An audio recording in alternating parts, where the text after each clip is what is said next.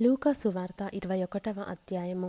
కానుక పెట్టెలో తమ కానుకలను వేయుచున్న ధనవంతులను ఆయన పారజూచెను. ఒక బీద విధవరాలు 2 కాసులు అందులో వేయుచుండగా చూచి, ఈ బీద విధవరాలు అందరికంటే ఎక్కువ వేసెనని మీతో నిజముగా చెప్పుచున్నాను. వారందరూ తమకు కలిగిన సమృద్ధిలో నుండి కానుకలు వేసిరి గాని, ఈమె తన లేమిలో తనకు కలిగిన జీవనమంతయు వేసెనని వారితో చెప్పెను. కొందరు, ఇది అందమైన రాళ్లతోనూ అర్పితములతోనూ శృంగారింపబడి ఉన్నదని దేవాలయమును గూర్చి మాటలాడుచుండగా, ఆయన, ఈ కట్టడములు మీరు చూచుచున్నారే, వాటిలో రాతి మీద రాయి ఉండకుండా అవి పడద్రోయబడు దినములు వచ్చుచున్నవని చెప్పెను. అప్పుడు వారు, బోధకుడా, అలాగైతే ఇవి ఎప్పుడు జరుగును? ఇవి జరగబోవునని సూచన ఏమని ఆయనను అడుగగా, ఆయన, మీరు మోసపోకుండా చూచుకొనుడి. అనేకులు నా పేరట వచ్చి, నేనే ఆయనననియు కాలము సమీపించననియు చెప్పుదురు. మీరు వారి వెంబడిపోకుడి. మీరు యుద్ధములను గూర్చియు కలహములను గూర్చియు వినినప్పుడు జడియకుడి. ఇవి మొదట జరగవలసియున్నవి గాని అంతము వెంటనే రాదు. మరియు ఆయన వారితో ఇట్లనెను, జనము మీదికి జనమును, రాజ్యము మీదికి రాజ్యమును లేచును. అక్కడక్కడ గొప్ప భూకంపములు కలుగును. తెగుళ్ళును కరవులను తటస్థించును. ఆకాశము నుండి మహా భయోత్పాతములను గొప్ప సూచనలను పుట్టును. ఇవన్నీ జరగక మునుపు వారు మిమ్మును బలాత్కారముగా పట్టి నా నామము నిమిత్తము మిమ్మును రాజుల యొద్దకును అధిపతుల యొద్దకును తీసుకొని పోయి సమాజ మందిరములకును చెరసాలలకును అప్పగించి హింసింతురు. ఇది సాక్షార్థమై మీకు సంభవించును. కాబట్టి మేమేమి సమాధానము చెప్పుదుమా అని ముందుగా చింతింపకుందుమని మీ మనస్సులో నిశ్చయించుకొనుడి.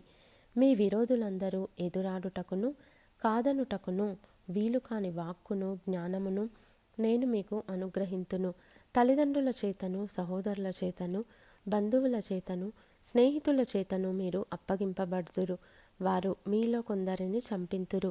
నా నామము నిమిత్తము మీరు మనుషులందరి చేత ద్వేషింపబడుదురు గాని మీ తల వెంట్రుకలలో ఒకటైనను నశింపదు.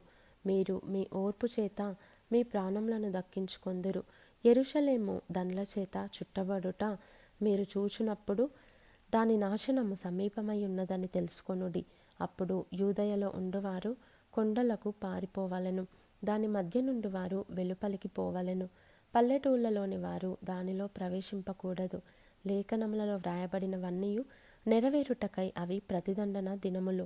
ఆ దినములలో గర్భిణులకును పాలిచ్చువారికిని శ్రమ, భూమి మీద మిక్కిలి ఇబ్బందియు, ఈ ప్రజల మీద కోపమును వచ్చును. వారు కత్తివాత కూలుదురు. చెరపట్టబడిన వారై సమస్తమైన అన్యజనముల మధ్యకు పోవుదురు. అన్యజనముల కాలములు సంపూర్ణమగు వరకు యెరూషలేము అన్యజనముల చేత త్రొక్కబడును.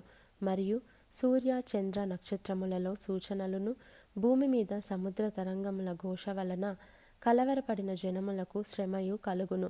ఆకాశమందలి శక్తులు కదిలింపబడును గనుక లోకము మీదికి రాబోవుచున్న వాటి విషయమై భయము కలిగి మనుషులు ఎదురుచూచుచు ధైర్యము చెడి కూలుదురు. అప్పుడు మనుష్య కుమారుడు ప్రభావముతోనూ మహామహిమతోనూ మేఘారూఢుడై వచ్చుట చూతురు.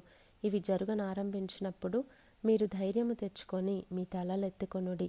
మీ విడుదల సమీపించుచున్నదనెను. మరియు ఆయన వారితో ఈ ఉపమానము చెప్పెను. అంజూరపు వృక్షమును సమస్త వృక్షములను చూడుడి. అవి చిగురించుట చూచి వసంతకాలం అప్పుడే సమీపమాయనని మీ అంతట మీరు తెలుసుకొందురు గదా. అటువలే మీరు ఈ సంగతులు జరుగుట చూచినప్పుడు దేవుని రాజ్యము సమీపమాయనని తెలుసుకొనుడి.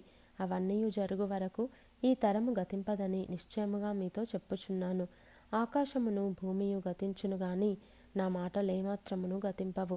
మీ హృదయములు ఒకవేళ తిండి వలనను మత్తు వలనను ఐహిక విచారముల వలనను మందముగా ఉన్నందున ఆ దినము అకస్మాత్తుగా మీ మీదికి ఉరి వచ్చినట్టు రాకుండా మీ విషయమై మీరు జాగ్రత్తగా ఉండుడి.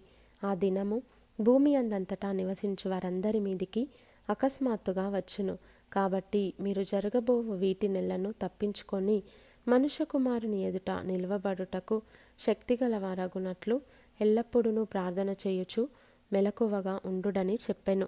ఆయన ప్రతిదినము పగటియందు దేవాలయంలో బోధించుచు రాత్రివేళ ఒలీవల కొండకు వెళ్ళుచు కాలము గడుపుచుండెను. ప్రజలందరూ ఆయన మాట వినుటకు దేవాలయంలో ఆయన యొద్దకు పెందలకడ వచ్చుచుండిరి.